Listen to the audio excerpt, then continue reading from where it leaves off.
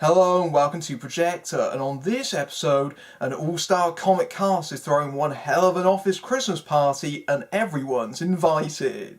The new CEO of tech company Xenotech, Carol Vanstone, played by Jennifer Aniston, has come to the underperforming Chicago office run by her brother Clay, played by TJ Miller, with the intention of shutting it down. Clay, along with Jason Bateman's Josh and Olivia Munn's Tracy, has one last hope of saving everyone's jobs by securing a lucrative contract with Walter Davis, played by Courtney B. Vance. Thus they decide to throw a massive office Christmas party to show them a good time, but the event quickly spirals out of control as people from all over the city begin to flood in. Why is it that most modern Christmas movies kind of, suck? It seems like making proper festive fare has really become a lost art.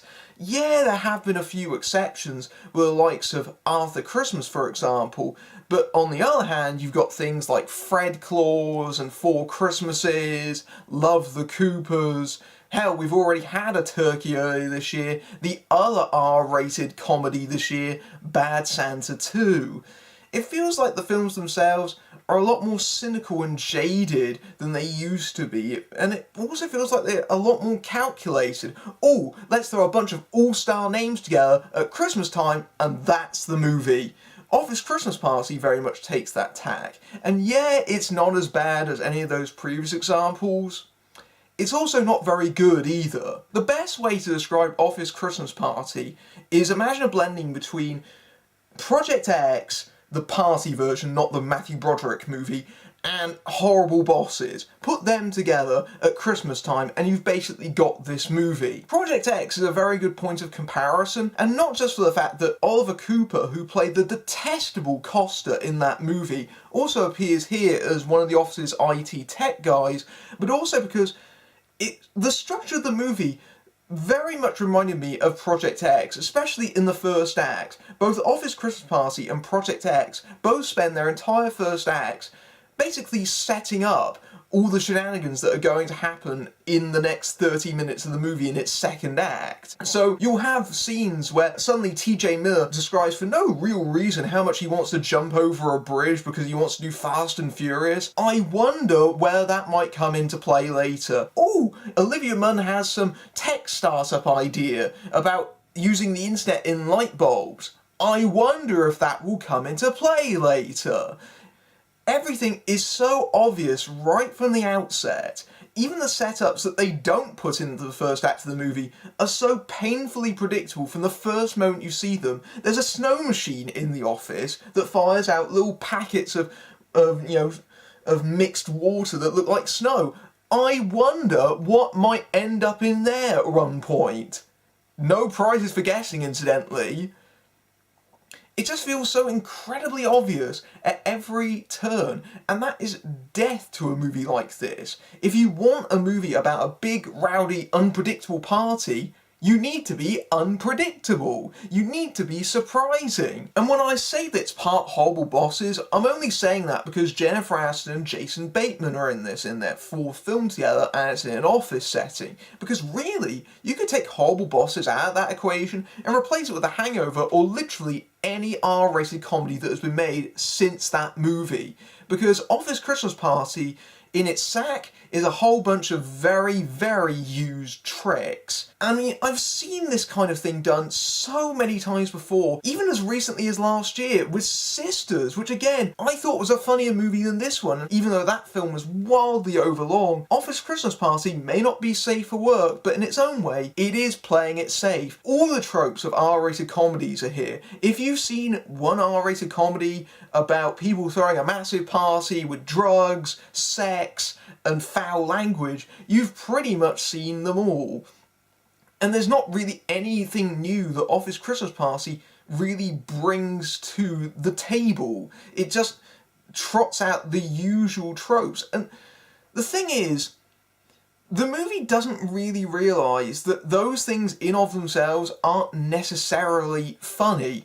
you know, you can have the performers drop the F-bomb, but just having them drop it isn't funny in and of itself. You can't just garner every line with a swear word and think that's hysterical, because it gets old after a while. There's only so many times I can see boobs or willies getting exposed on screen and think, oh man, that's really shocking, I haven't seen that before.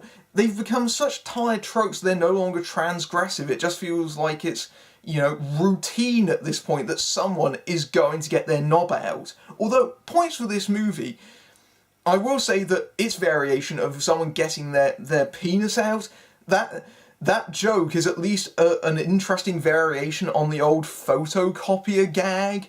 At least that was a hint of invention there.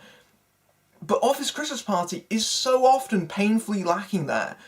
In comparison to Project X, a movie which I detested and I really genuinely hated, I couldn't muster up the same thing for Office Christmas Party because in its own way it's kind of mild-mannered. But at least Project X was so committed to its douchebaggery. There's a curious lack of imagination to this movie when it comes to its jokes. In fact, far too often it falls onto lazy pop culture referencing instead that will instantly date the movie. Oh look, there's someone dropping a Gone Girl reference. There's the Game of Thrones chair that's apparently making a guest appearance between appearing at every comic convention held across the globe. This movie is desperately lacking any kind of really memorable set piece or gross out moment. This is the kind of movie that really needed that sort of talking point set piece, something that you would remember like in a Farrelly Brothers movie, for example, something that's really wild and crazy.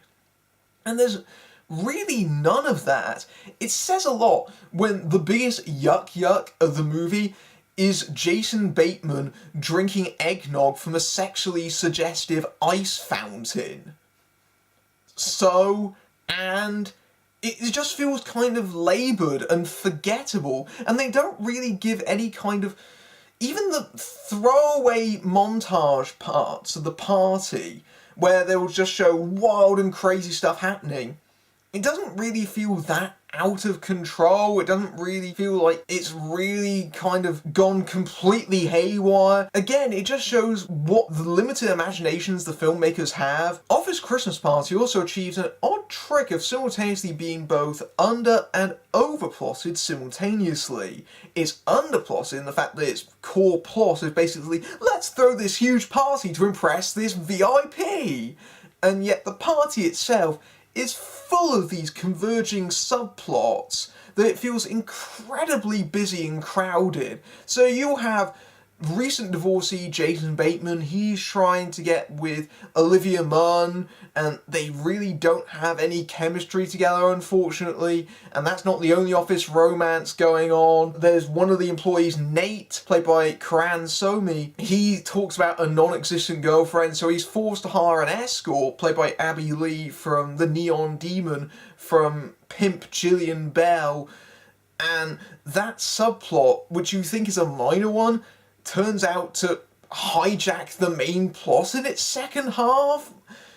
It just feels messy and all over the place. And then you've got Clay, played by TJ Miller, who's trying to impress the contract, and he's trying to show everyone he's a good boss, save everyone's jobs, and try and prove himself and get out of his father's shadow. And you've got Jennifer Aniston, who gets caught in a blizzard trying to fly to London, and you wonder why those scenes are even in the movie. And you know what? Credit to the filmmakers for trying to focus on the characters during the party and not let it completely consume over the movie like it does in Project X. But because there's so many different strands going on, it never feels like it really cuts loose. You never really get the vicarious thrill of watching the party on screen. It always feels like you're watching it behind plate glass. It's the kind of movie where you feel that everyone involved had a lot of fun making it, but it doesn't really transfer on screen, a feeling that isn't helped by the fact that the movie actually ends with alternate takes and bloopers, which only reinforces that impression. But it seems like the directors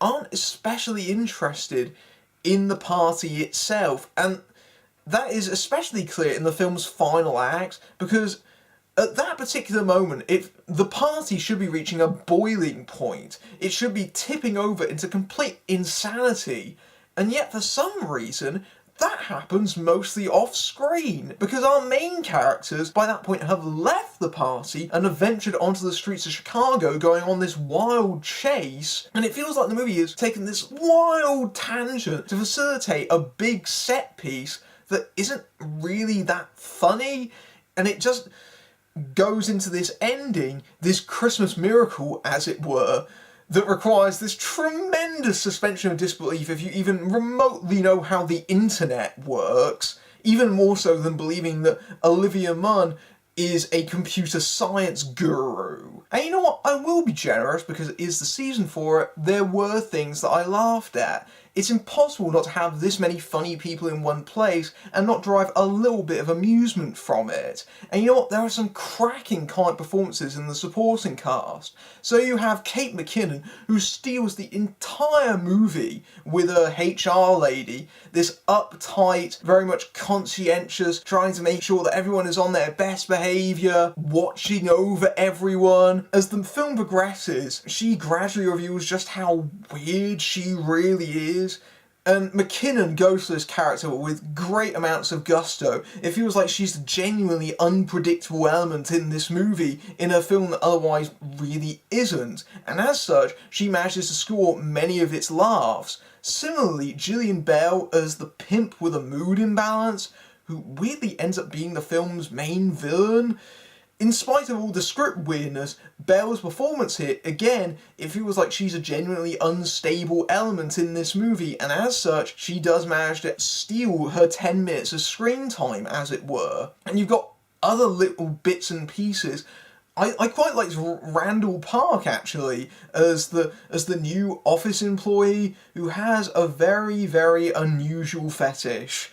That little performance is quite funny. I quite like that little bit, but far too often it's mixed with other performances that either are just doing their usual shtick or just don't really work. Olivia Munn doesn't really do anything funny that I remember.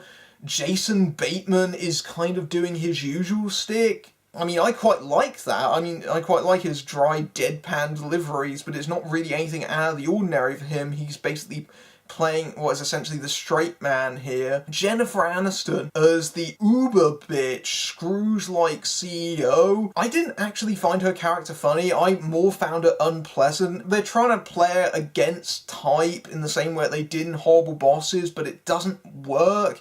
It just feels like a lot of her scenes are really mean-spirited in spite of actually being funny. And although that's nothing compared to Rob Corddry, I am so tired of Rob Corddry's shtick. For the last several movies now, he's basically wandered into scenes, spouted out vulgarity. That's a comic performance. No, it isn't, Rob.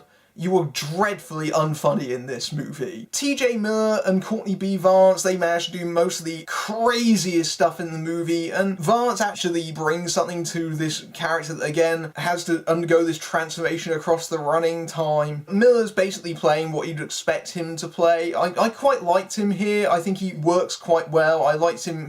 Certainly liked him here more than I did in something like Search Party. But again, there's a lot of comic talent and a lot of recognisable faces, but because the movies go in so many different directions, it just feels like they just appear at random points, and it's very much sort of scattered all over the place, and really it should have had a much tighter focus and really given some of its actors a little bit more to do here. When all's said and done, Office Christmas Party isn't as bad as it could have been. Again, I'd like to refer you to Project X, but it's nowhere near as funny as it should be given all this comic talent involved, very much settling for mediocrity. If you're in a pinch for a seasonal comedy this year, it'll just about do the trick. It passes the time fairly pleasantly and it moves at a fairly fast pace. But honestly, this is a film where its biggest legacy is going to be constantly repeated at this time of year on Comedy Central. Office Christmas Party is just like attending one in real life, in that it really should be much more fun than it actually is. Despite the huge comic guest list, you manage to get some chuckles between them. Kate McKinnon and Gillian Bell in particular manage to steal the show in supporting parts. There's not really any big laughs or memorable moments as the film manages to be busy, but in spite of actually being funny. Even as it leans hard on its R rating, there's a real lack lack of any kind of edge or shocking moments, doing what many of its ilk do without being remarkable, and everything feels predictable or telegraphed well in advance. It's not a total Christmas turkey, but it's certainly a stodgy fudge cake. Coming up soon, I look at Ken Loach's I, Daniel Blake. Amelia Fox has left Rafe Spall a mum's list of how she wants to be remembered, and David Oyelowo and Rosamund Pike share a love that defies a United Kingdom. But until then, I'm Matthew Buck, fading out. Oh!